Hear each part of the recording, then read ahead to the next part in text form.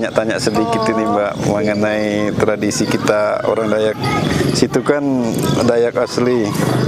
Iya. Jadi sejauh mana Mbak tahu tradisi orang Dayak dalam hal melamar atau mencari pasangan? Kamu kan cewek cantik. Iya. Tentunya banyak cowok yang naksir. Seandainya kamu milih cowok, kamu lebih suka cowok mana? Ganteng tapi miskin atau jelek tapi kaya? Ganteng. Ganteng ya. Iya. Jadi Uang bisa dicari tapi ke muka ganteng susah. jadi tidak masalah dengan miskinnya ya.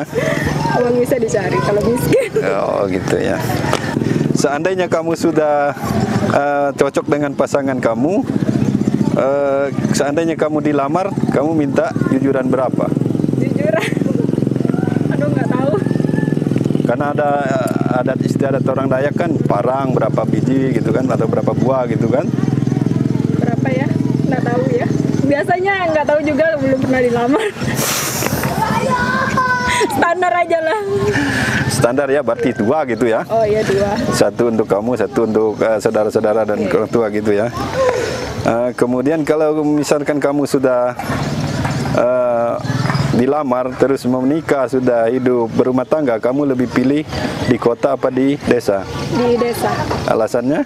Alasannya kalau di desa, apalagi di Benau Baru ini, lebih gimana gitu. Kalau di kota kan sendiri, kalau di desa banyak keluarga. Dari pertanyaan-pertanyaan tadi saya masukkan ke YouTube, nggak masalah kan? Oh, nggak apa-apa ya. Jadi dada kamera dulu dong kalau gitu. Ini namanya siapa Mbak? Oh ya, perkenalkan, nama saya Yohana Alkius, biasa dipanggil Ana di kampung sini di Ya.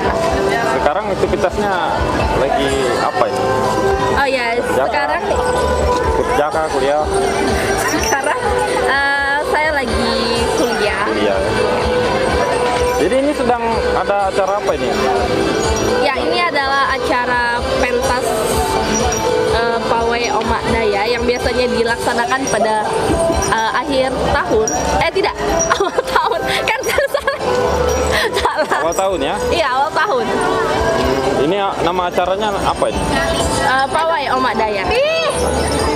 Jadi gini, apa kita mau tanya-tanya mengenai apa simbahnya sendiri lah, bagaimana gitu kan? Ya. Saya mau tanya bagaimana misalnya di dalam adat istiadat Dayak kan, Dayak lah istilahnya, Dayak. Kita itu mengenal acara lamaran kan? Iya. Lamaran. Nah, misalnya ada orang luar melamar gitu, syarat-syaratnya apa ya? Syaratnya misalnya untuk melamar gadis di Ya, kalau dari kita sendiri biasanya yang dari luar itu, kita ketika lamaran kita harus membawa yang namanya baingse. Baingse itu apa? Mandau. Baingse Mandau, itu ya? biasa Mandau? kita katakan mandau. Tapi kalau misalnya kita orang asli suku Dayak, kita bilangnya parak sebenarnya. Cuman karena dari orang luar mengenalnya katakan mandau. Mandau ya? Iya. Mandau itu digunakan sebagai apa itu? Ya, kalau misalnya dari mandau ini sendiri itu menandakan simbol bahwa si pengantin laki-lakinya akan melamar si perempuannya, ya seperti ya? itu. Tidak sebenarnya sih. Jadi gitu. Kira-kira misalnya ada laki-laki yang melamar Mbak, kira-kira Mbak minta mandau berapa? Itu tergantung ya. Biasanya kalau misalnya mandau itu kan dari keluarga, saudara, orang tua, dan untuk ya saya sendiri. Jadi berapa yang Mbak minta? 4 gitu ya. Wih, banyak sekali. Berapa harga satu mandau itu?